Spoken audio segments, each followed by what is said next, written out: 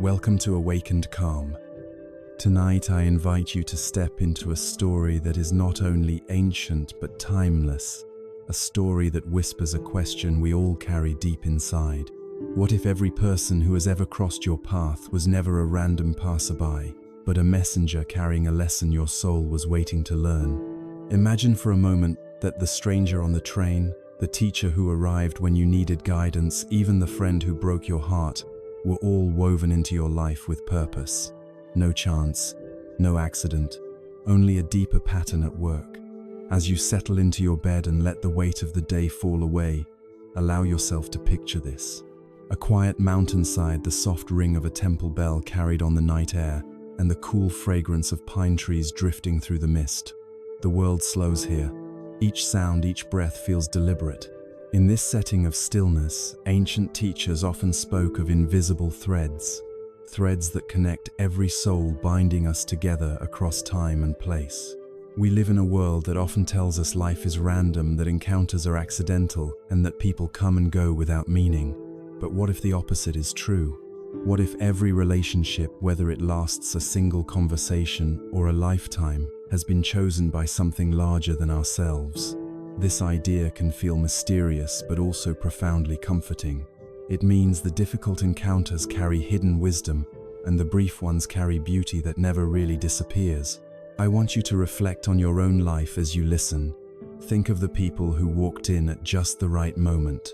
Maybe a colleague who encouraged you to take a risk, a friend who appeared when you were lost, or someone whose kindness was so small yet so unforgettable that it changed how you saw the world. Were they really coincidences, or were they pieces of a larger design? Tonight's story comes from a place where cherry blossoms drift like snow and monks have spent lifetimes contemplating the mystery of human connection. It is here that a young traveler climbs a mountain carrying questions heavy on his heart. He seeks answers about why certain people arrive in his life with such force, why some feel like blessings and others feel like shadows.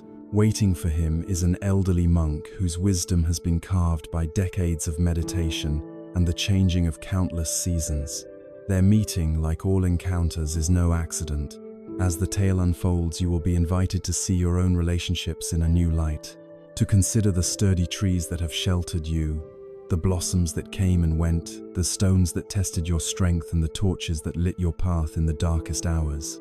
Every person you meet is part of the garden of your life, and every encounter, no matter how fleeting or painful, carries a seed that has the power to transform you. So breathe deeply, let the noise of the day dissolve, and open your heart to the possibility that nothing in your life has ever been random. Renji's journey began long before his feet touched the winding path that led to the mountain temple. In truth, it started years earlier, in the quiet corners of his childhood, when he first sensed that some people who entered his life carried more weight than others. He remembered his grandmother's words spoken in the small garden behind their home. Every soul you meet leaves a print on the canvas of your life. At the time, those words were like a riddle too large for his young mind to carry. But as he grew older, the riddle became his companion. By the time he reached his mid-20s, Renji had already lived through encounters that left him restless and questioning. There had been a friend whose loyalty burned bright and then vanished without explanation, leaving behind a hollow silence.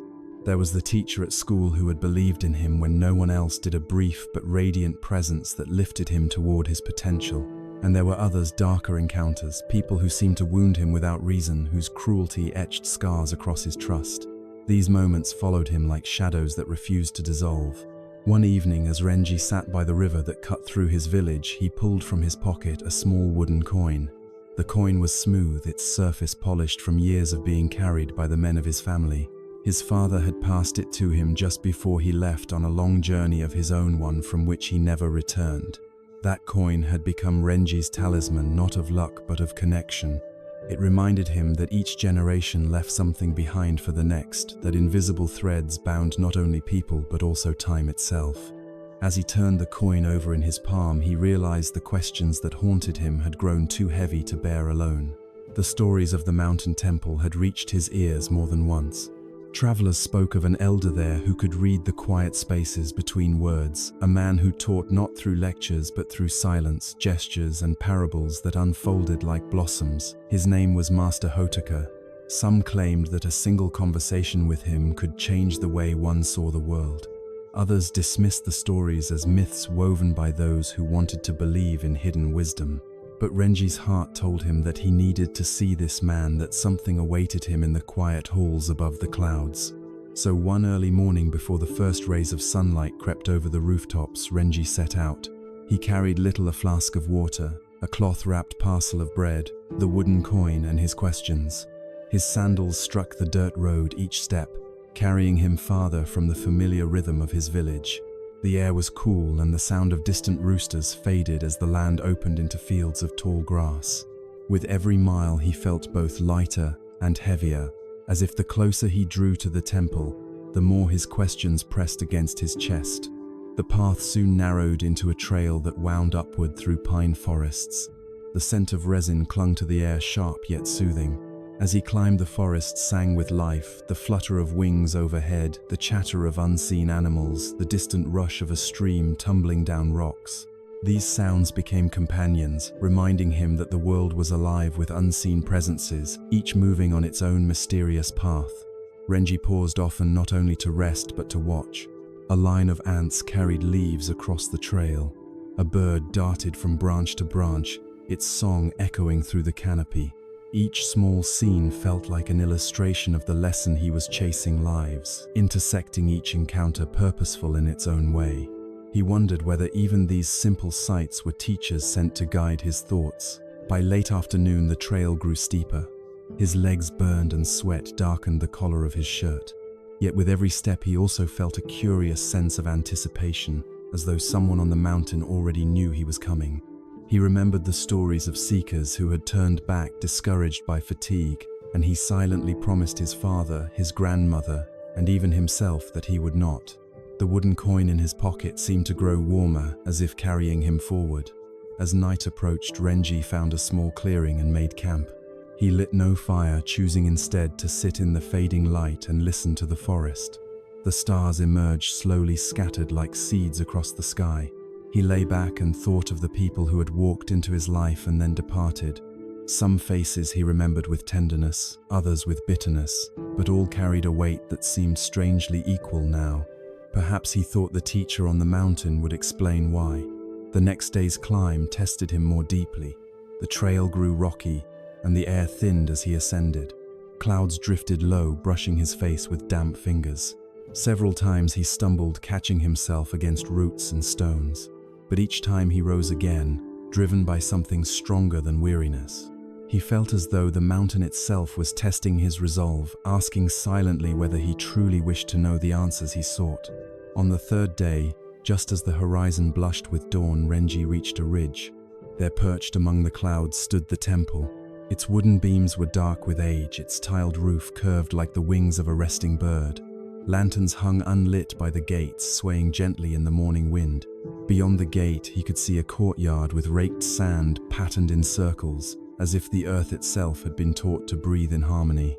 For a long moment, Renji simply stood, his heart pounding. He had imagined this place in countless ways, but none compared to the quiet gravity it radiated now. The temple did not announce itself with grandeur. Instead, it seemed to whisper, to wait patiently for him to step closer. Inside the courtyard, a few monks moved silently, their robes brushing the ground like whispers. They glanced at Renji without judgment, as though his arrival was neither surprising nor unexpected. One of them, an older monk with silver in his hair, approached and bowed slightly. Without words, he gestured for Renji to follow. They walked through narrow corridors where sunlight filtered through latticed windows, painting shifting patterns on the wooden floor. The smell of incense drifted faintly, mingling with the cool air. Finally, the monk led him to a small garden enclosed by low walls. There, seated on a simple mat, was the man Renji had come to find. Master Hotaka was not as Renji had imagined. He was smaller, thinner, his robe plain, his head bent as he traced circles in the sand with a stick. The circles rippled outward, intersecting and overlapping until the garden floor resembled a map of waves. When Renji entered, the master looked up. His eyes were clear, not sharp but deep, as if they carried the reflection of countless seasons. Renji bowed awkwardly, his heart racing. He expected the master to speak first, but silence stretched between them like a bridge. Finally, unable to contain himself, Renji asked the question that had weighed on him for years. Why do some people enter our lives with such power? Why do they change us so completely only to leave us behind? And why do others wound us so deeply that we never seem to heal? Are these meetings random, or do they mean something more? Hotaka studied him quietly, then placed the stick across his knees.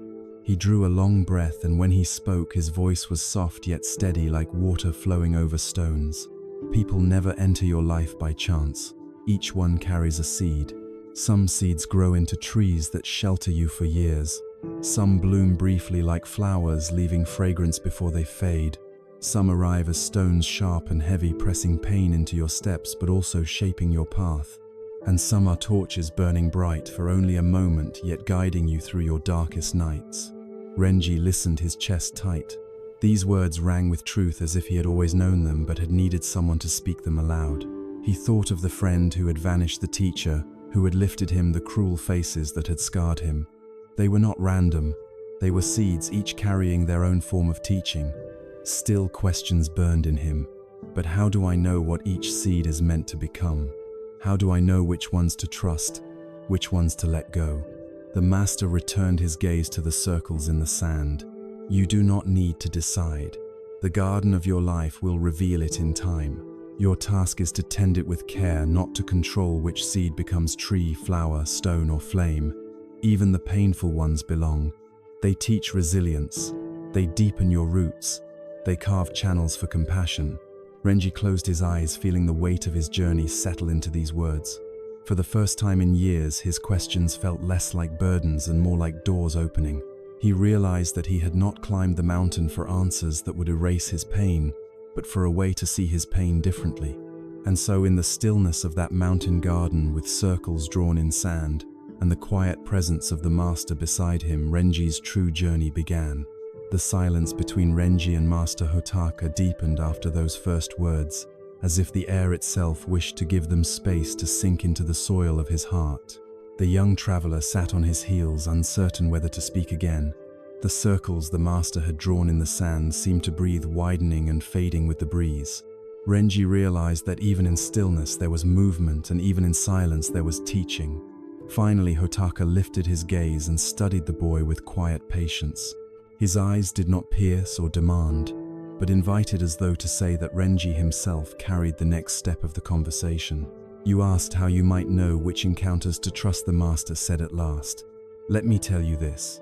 The truth does not come in a single strike of lightning. It comes like dawn, spreading gently, changing the world little by little, until one morning you notice that night is gone. Renji felt the words resonate, but he longed for more. The ache of his questions pressed forward.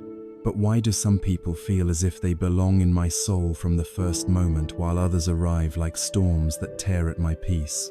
What is the meaning of such extremes? Hotaka leaned forward and with the stick drew another circle in the sand, larger this time. He then placed a small stone in the center and spoke slowly. Think of your life as a garden. Every encounter is a seed dropped into its soil. Some seeds grow quickly, sprouting blossoms that brighten your path. Others remain hidden for years before breaking through the earth. Some seeds fall and never grow at all, yet they still enrich the soil by their presence. And there are seeds that seem to sprout into thorns, hurting your hands when you try to touch them. Yet even thorns have their purpose, for they teach you to handle the garden with care. He paused, tracing the circle around the stone with his fingertip. There are 4 kinds of people who enter the garden of your life. Listen carefully, for once you recognize them, you will stop calling your encounters accidents. Renji leaned closer, sensing the weight in the elder's voice. The first are the great trees, Hotaka said, raising his hand to the pine branches above.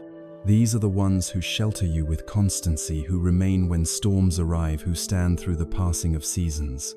They may be parents, lifelong friends, or mentors who never falter. Their gift is endurance. They remind you that not all connections fade. Renji thought of his grandmother, whose presence had been as steady as the earth itself. Even now, years after her passing, her words guided him like roots hidden deep beneath the soil. The second are the blossoms, the master continued. They come for a season, sometimes brief, sometimes longer, and then they depart. Their beauty lies not in permanence, but in the fragrance they leave behind. They remind you that life's most precious gifts are often fleeting, yet their memory can sweeten your days for years to come.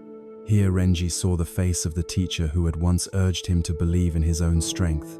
That teacher had moved away after only a single year, yet the encouragement remained like a blossom pressed between the pages of his life. The third are the stones, Hotaka said, and his voice grew heavier. They are hard, sharp, sometimes painful to step upon. They may be the ones who betray you, injure you, or bring challenges that seem unbearable. Yet stones shape the path. They carve resilience into your spirit. Without them, your journey would be too soft, and you would not learn how to stand firm. Renji flinched as memories rose unbidden. The friend who had abandoned him, the stranger who had humiliated him, the faces that had brought anger and sorrow. Could it be that these were not curses but necessary stones beneath his feet? And the fourth, Hotaka said, lifting the stick as if it were a flame, are the torches. They burn bright and fast. They may enter your life in a single night, a single word, or even a single glance. They ignite courage when you need it most. Though their flame may vanish quickly, the light they give can guide you through darkness you could not face alone. Renji felt his chest tighten. He remembered a woman he had once met while traveling, who had spoken a single truth that saved him from despair. He never saw her again, yet her words had burned like fire in his heart. She had been a torch. Hotaka set the stick down and let the silence return. The garden seemed to breathe again, cicadas singing in the distance, the wind moving gently through the pines. Renji bowed his head, overwhelmed by the simplicity and depth of what he had heard. Yet his doubts were not gone. He raised his eyes and asked, "But Master, if all people are seeds, trees, blossoms, stones or torches, what am I to them? Do I also enter others' lives with purpose?" The elder smiled, the lines of his face softening.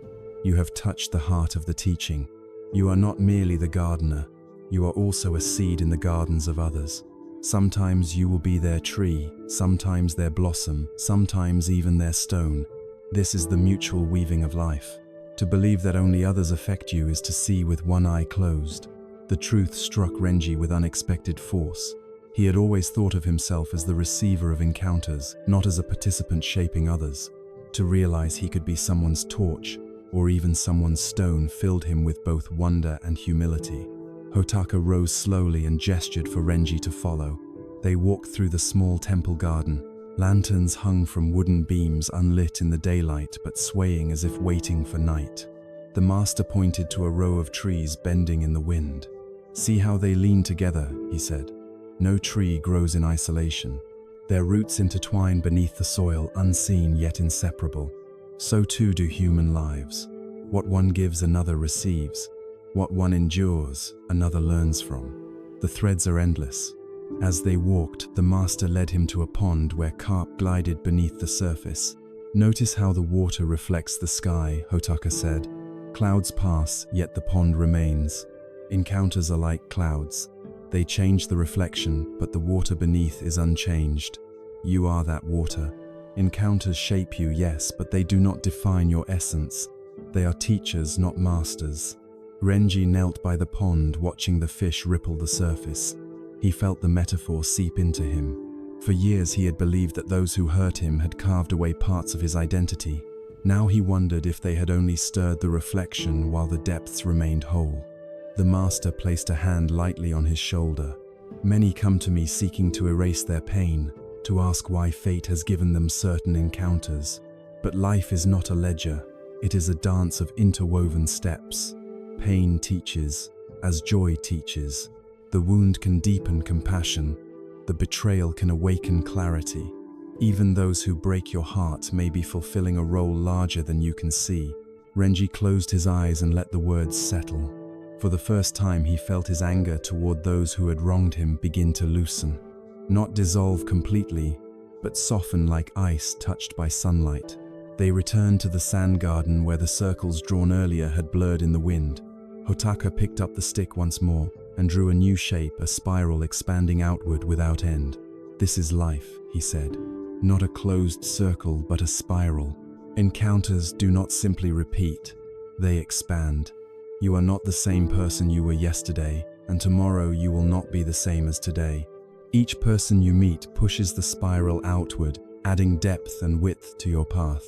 Even when you think you are walking in circles, you are in fact moving through a larger design. Renji gazed at the spiral, his thoughts spinning with it. He realized that his journey to the temple was itself part of this design. Every step, every meeting, every loss had spiraled him here. The master set the stick aside and looked at him gently. Do not seek to control who enters your garden. You cannot. What you can do is greet each arrival with awareness. Ask not why they came, but what seed they leave behind.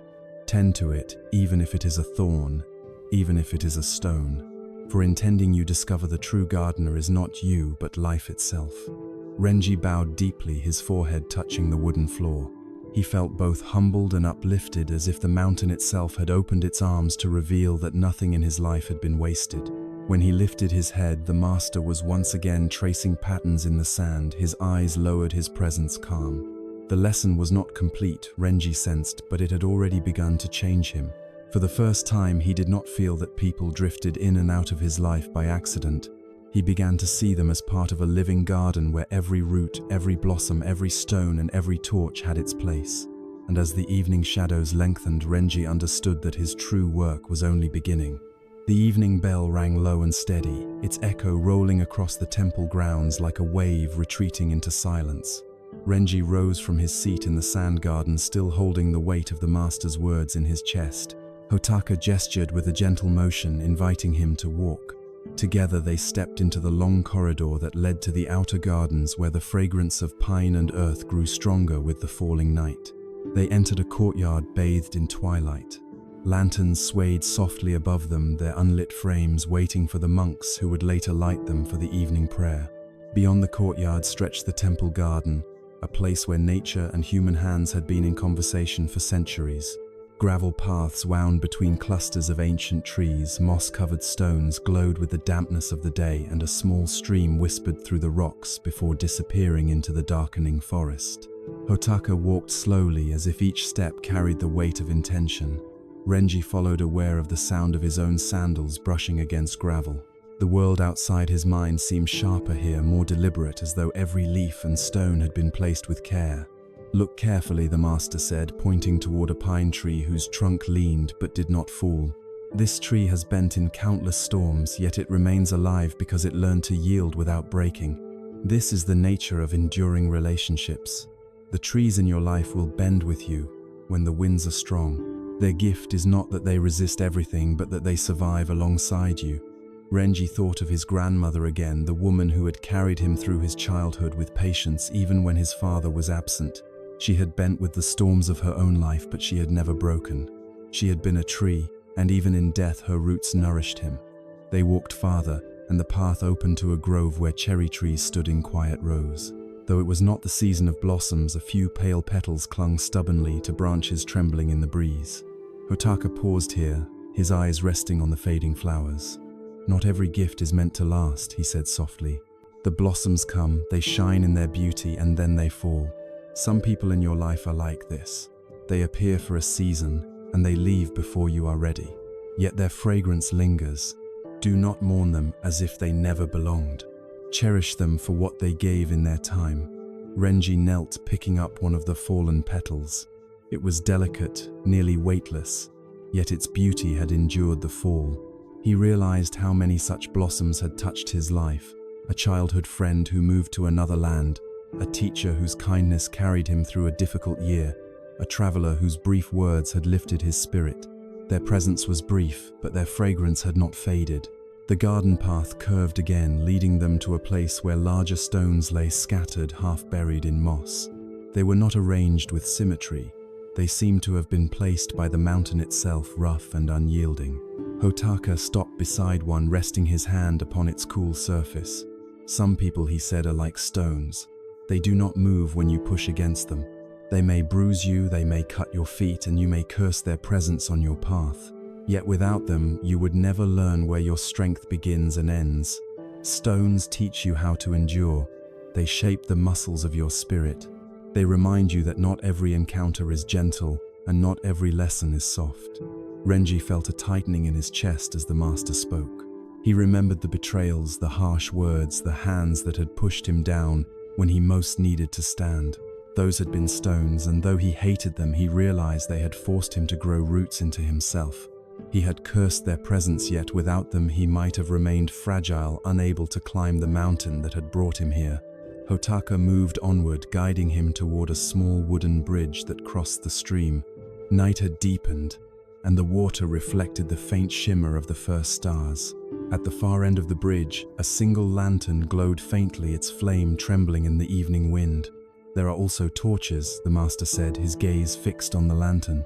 They appear only briefly, yet their light can guide you through the darkest hours. Do not measure their worth by how long they stay.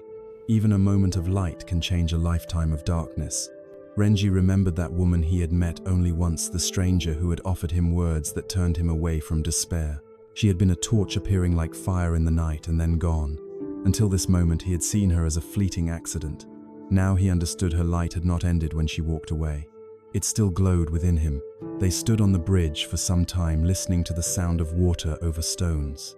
The silence between them felt alive, filled with meaning. Then Hotaka gestured again, leading Renji beyond the bridge to a clearing at the edge of the forest.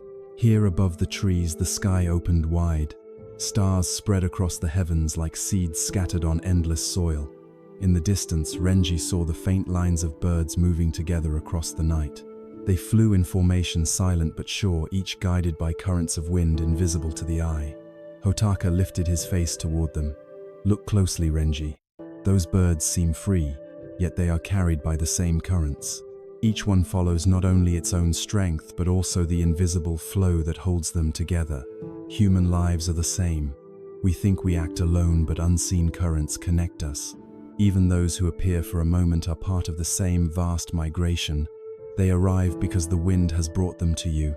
They leave because the wind carries them onward. To resist this truth is to suffer. To accept it is to fly with them. Renji's eyes stung as he watched the birds disappear into the horizon. He felt something loosen inside him, a grief he had carried for years about those who had gone. Perhaps they had not abandoned him. Perhaps they were only following the wind that had also brought them into his life in the first place. Hotaka turned back toward the temple, his pace unhurried. As they walked, he continued to speak in the same gentle tone, each word falling like a pebble into water. Storms will come, he said. There will be people who seem to tear at your branches, strip your leaves, or even uproot you. But storms are not only destroyers, they also test your roots, showing you how deep they truly reach. When the storm passes, the tree stands stronger than before.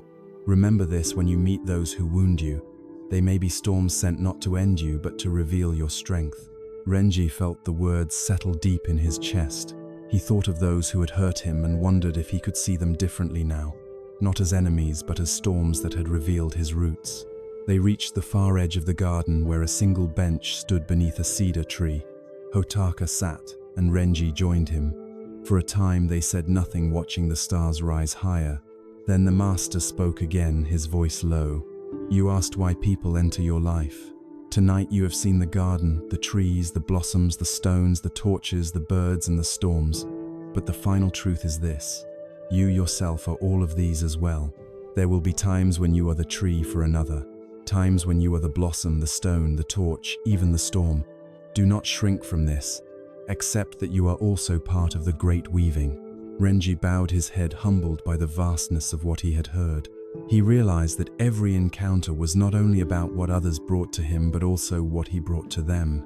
He was not just a receiver, but a participant in the infinite exchange of life.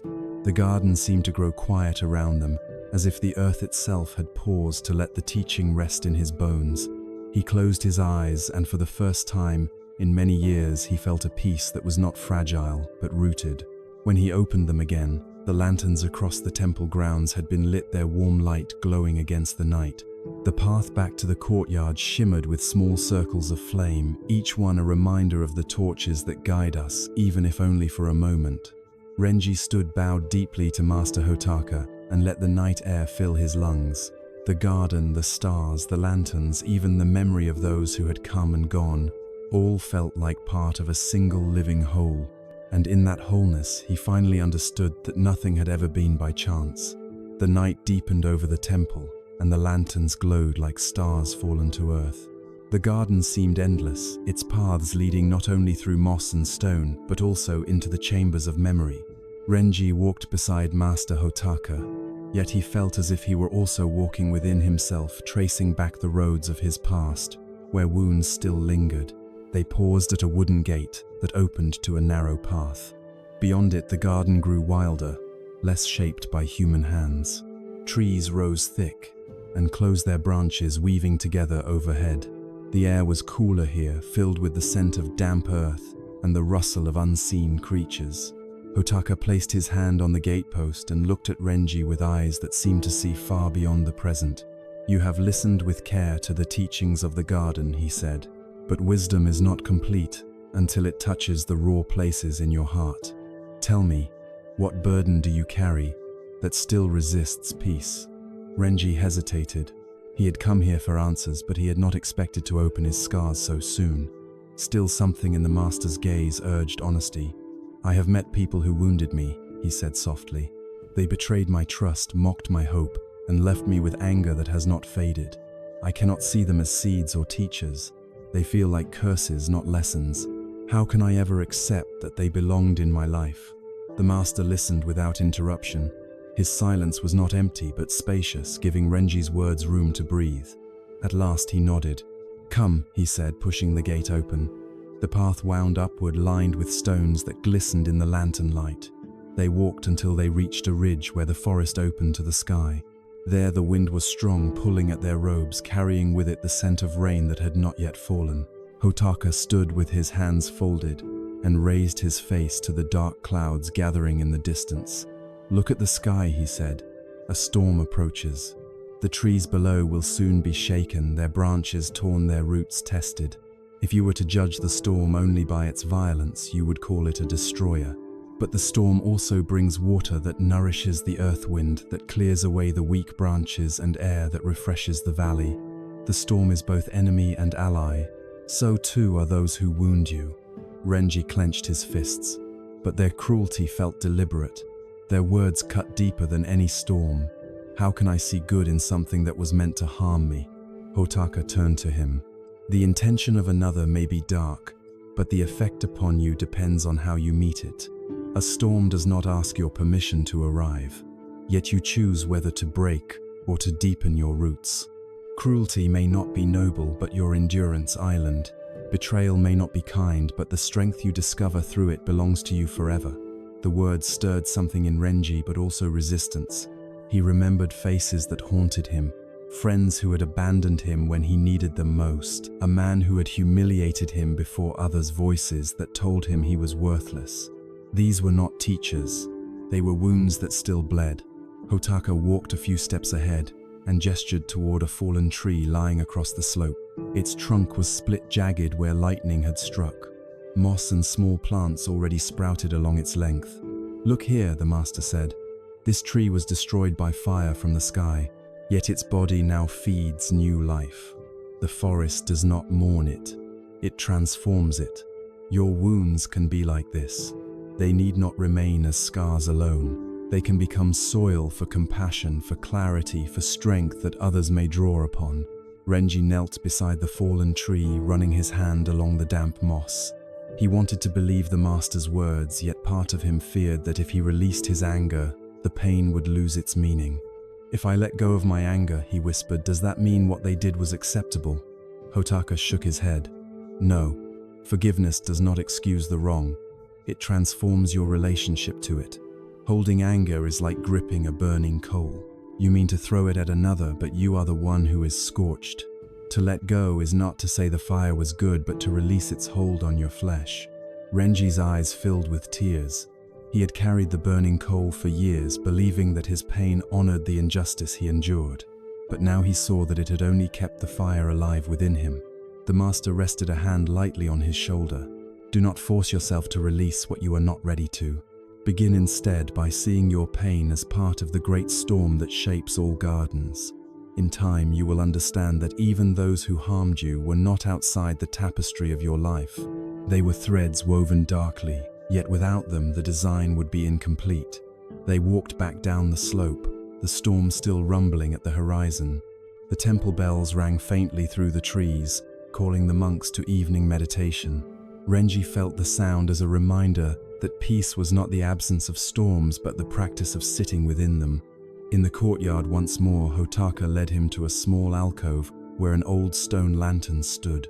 Its surface was cracked, weathered by rain and sun, yet it still held a place of honor. The master lit a candle within, and the flame flickered, casting shadows across the stone. "See this lantern," he said. "It has endured centuries of storms. It is scarred, but still it holds the light. You too can hold the light, not in spite of your scars, but because of them." The cracks allow the flame to shine more clearly. Renji watched the light dance within the broken stone and felt something shift inside him. The faces of those who had hurt him no longer appeared as absolute enemies. They were storms, harsh and uninvited, yet storms that had pushed his roots deeper, carved resilience into his soul, and left space for light to shine through. That night, as he lay in the guest chamber of the temple, Renji turned the wooden coin in his hand. He thought of his grandmother, of the blossoms who had left too soon, of the stones that had bruised him, and of the torches that had lit his path. He thought of the storms, and for the first time he whispered a quiet thank you, not for their cruelty, but for the strength he had found in surviving them. Sleep came slowly, but gently, carrying him into dreams, where the garden stretched without end, and every face he had ever known walked its paths. None were strangers now. All were seeds in the soil of his becoming. Morning broke over the mountain with a pale silver light. Mist drifted through the temple courtyards like a veil, softening the lines of every roof and tree. The monks moved quietly, their sandals whispering against stone as they carried buckets of water or swept fallen leaves into neat piles. Renji awoke to the sound of a bamboo flute, echoing faintly across the valley. The music was gentle, yet it carried a clarity that pierced through his lingering dreams.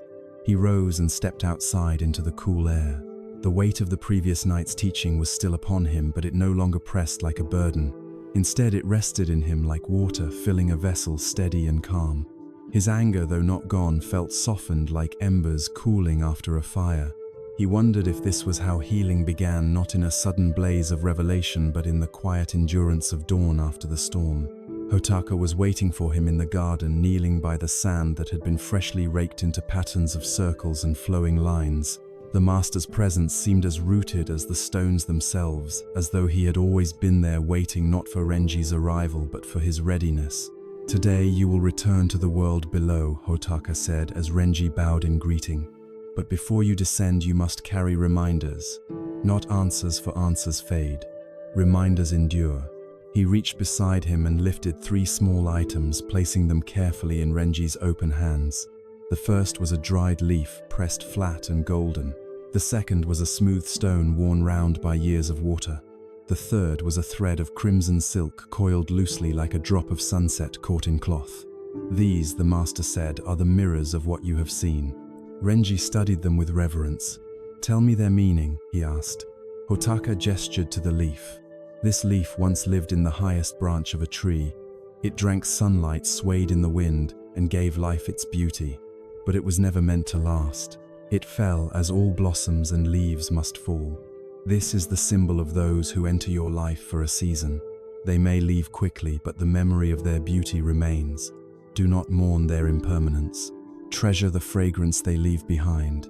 Renji thought of the teacher who had stayed only a year, of the traveler whose brief kindness had given him hope. They were leaves carried by the wind, but never forgotten. He pressed the leaf gently between his fingers and placed it near his heart. The master pointed then to the stone. This stone was once sharp and jagged, but the river shaped it, smoothing its edges until it became what you hold now. It is the reminder of pain. Those who wound you are like stones in the path. They bruise, they cut, but they also shape. Over time, the water of awareness polishes them, and what once felt harsh becomes part of your strength. Carry this to remember that even suffering can be transformed. Renji closed his hand around the stone. It felt cool and solid, and he thought of the betrayals he had endured. Perhaps in time, those jagged memories could also become smooth. Perhaps the river of his life would soften their edges until they no longer pierced him. Finally, Hotaka touched the red thread. Its color glowed against the pale morning. This thread is the unseen connection. Every soul you meet is tied to you by such threads, whether for a moment or a lifetime. You may not see them, but they bind you in ways beyond your understanding. Some threads stretch across continents, some across centuries, some only across a single glance.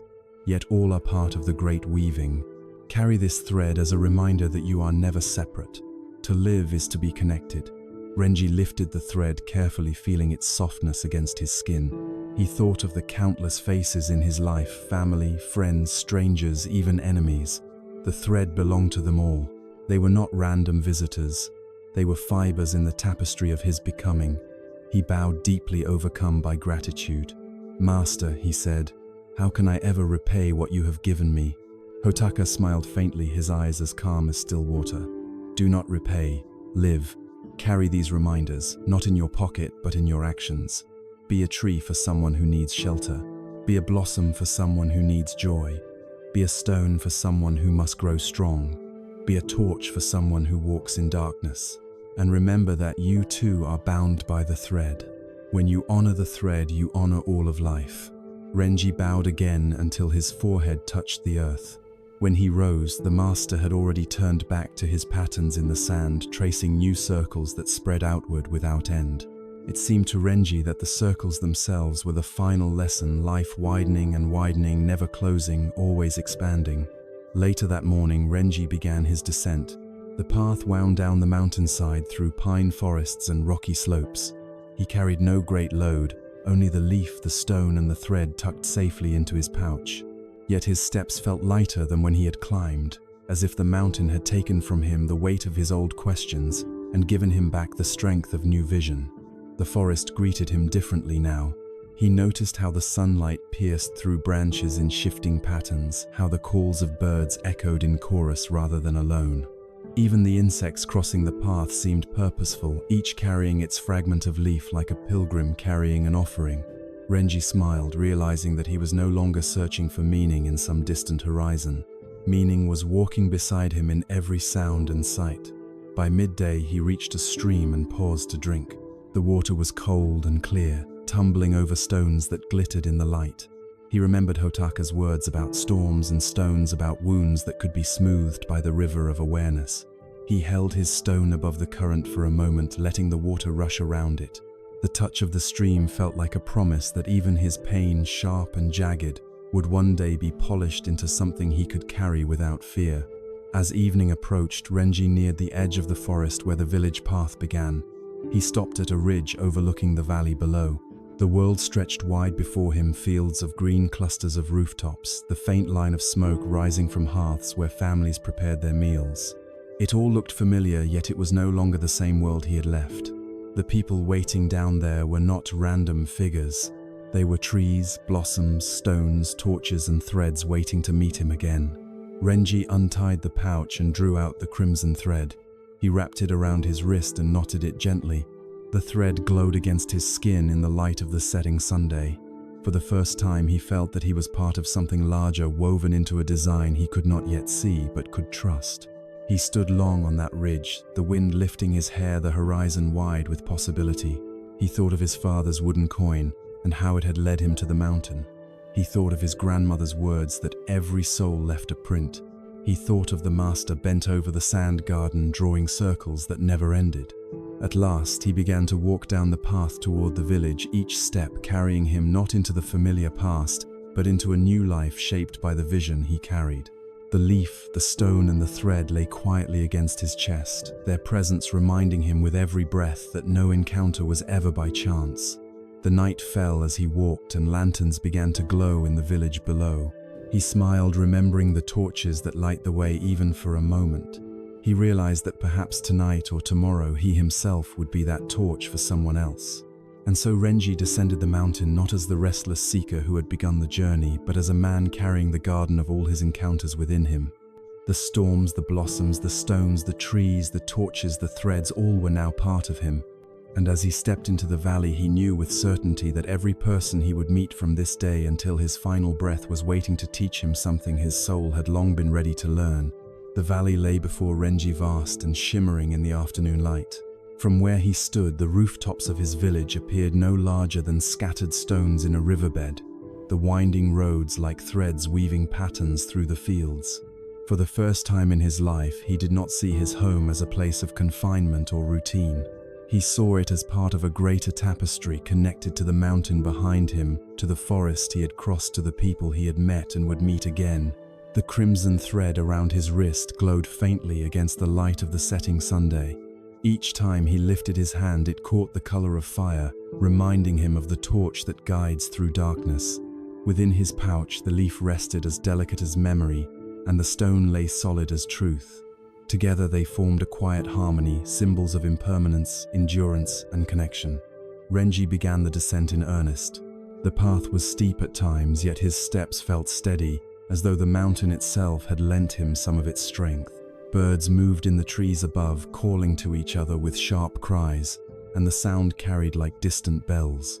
He thought again of the migrating flock he had seen the night before, their silent formation gliding across the stars. The memory gave him peace. If birds could trust the unseen currents of the wind, he too could trust the unseen threads of life guiding him forward. As he walked, memories rose unbidden, but they no longer weighed him down.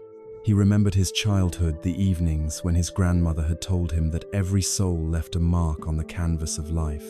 He remembered his father's absence and the coin that had passed into his hand. He remembered the friends who had brought joy, the voices that had brought pain, the strangers who had offered kindness. Each memory surfaced not as a wound, but as a seed in the garden of his becoming. The forest gave way to meadows where grass swayed in waves under the wind. Renji paused, often not from weariness, but to breathe the world in fully.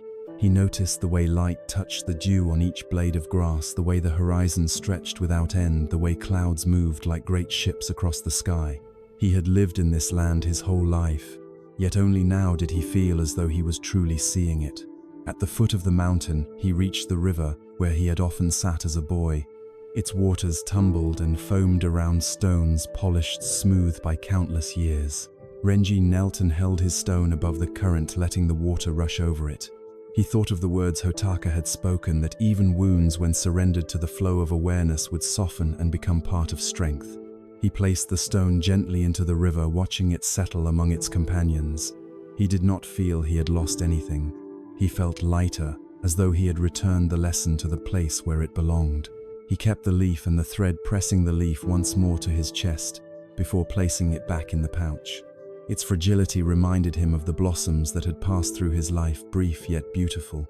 He resolved to cherish such encounters without clinging, to let their memory be fragrance rather than grief. With the thread tied around his wrist, he crossed the bridge into the valley. Villagers passed him on the road, some carrying baskets, others leading animals home. He looked into each face and felt a quiet reverence. These were not random people. Each was a possible tree blossom, stone, or torch. Each carried a seed that might one day enter his garden, just as he carried seeds for theirs. He greeted them with gentle nods, and some returned his smile, unaware that they had already become part of his understanding. As twilight deepened, Renji reached the edge of the village. The smell of smoke and cooking fires drifted in the air, mingled with the laughter of children playing near doorways. He paused at the threshold of the familiar streets, aware that though nothing had changed in appearance, everything had changed in meaning. The same houses, the same voices, the same stones on the road, all were threads woven into a larger design. He entered his grandmother's garden, now tended by others, but still filled with the plants she had loved. Sitting by the worn bench, where she once told him her riddles, he felt her presence as strongly as if she were beside him. He opened his pouch and placed the leaf upon the bench, letting it rest there in the fading light. "You were right," he whispered. "Every soul leaves a print, and none of it is by chance." That night, Renji lay awake under the same stars he had seen from the mountain ridge. His heart was quiet, yet not empty.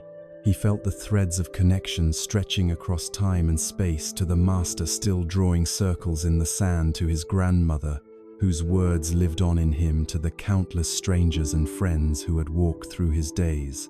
He felt that he belonged to them all, not as a separate self, but as a part of the whole. In the days that followed, Renji began to live differently. He listened more closely to others, searching for the seed in each encounter.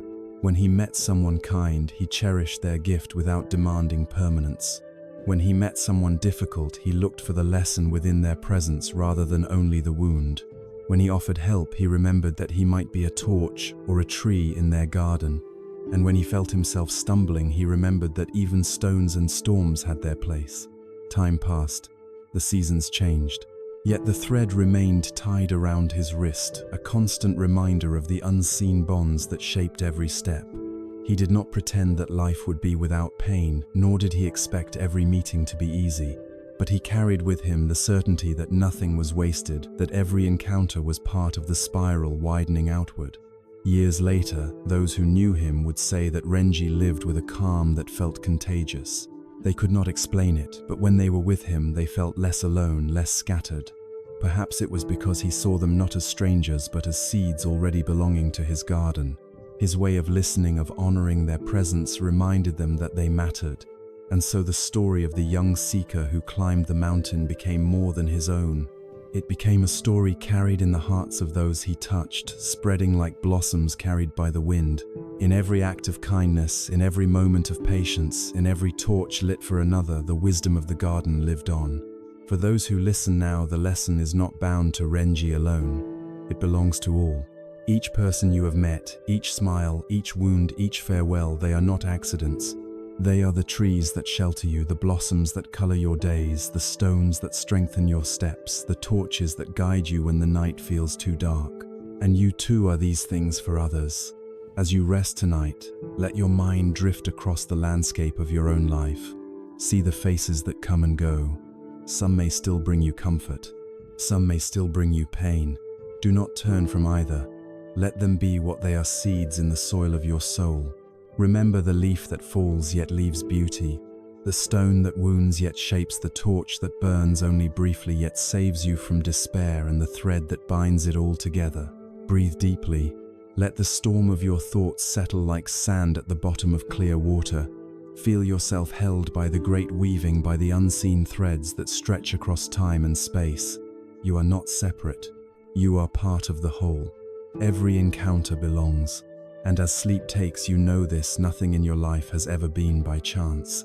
As the story of Renji draws to a close, the lessons of his journey remain alive, not only in the mountain temple where circles are drawn in the sand, but in the valleys and villages where life unfolds each day. What began as the restless questions of a young man became the quiet clarity of a seeker who discovered that every encounter is meaningful. Every face is a seed in the garden of the soul. You have walked beside him through forests and storms, through gardens of blossoms and stones, and through the silence of a master who spoke in parables as old as the earth itself. You have seen him hold the symbols of life, the fragile leaf that reminds us of beauty's impermanence, the stone that reminds us that even pain can be transformed into strength, and the crimson thread that binds us all together in ways beyond sight. The journey was not only his, it is also yours. Each person listening carries their own collection of encounters, some cherished, some painful, some too brief to fully understand. Perhaps you too have known the shelter of trees who stood by you without wavering. Perhaps you have known blossoms whose presence was short yet unforgettable. Perhaps you have stepped on stones that bruised you, or been guided by torches that appeared just long enough to keep you from losing your way. And surely, like Renji, you have wondered why these meetings happened at all. The call of this story is simple but profound. Do not dismiss the people who enter your life. Do not imagine they are accidents. Look at them as part of the weaving that shapes who you are becoming. Ask what lesson, what fragrance, what strength, or what light they might have carried into your days. And remember that you too are entering the gardens of others. You may be their tree, their blossom, their stone, or their torch. You may be the reason they discover courage, the reason they endure, the reason they see beauty, the reason they find their way through darkness. So tonight, as you prepare for rest, let yourself hold this truth with both reverence and responsibility. No meeting is wasted. No thread is without purpose. Every face is a part of your becoming, and your presence is a part of theirs. When you wake tomorrow, carry this awareness with you. Speak with kindness even in small moments. Listen deeply even when words are few. Offer shelter where you can, light where it is needed, and patience where storms still rage. The garden of your life is growing even now. Every step you take, every voice you hear, every stranger who passes you in the street is a seed falling into its soil. The call to action is to tend this garden with care. Do not turn away from it. Do not dismiss its beauty or its struggle. Live as if each encounter is chosen, because in truth it island, and when you do, you will not only honor the journey of Renji, but step into your own, carrying forward the wisdom that no one enters your life by chance.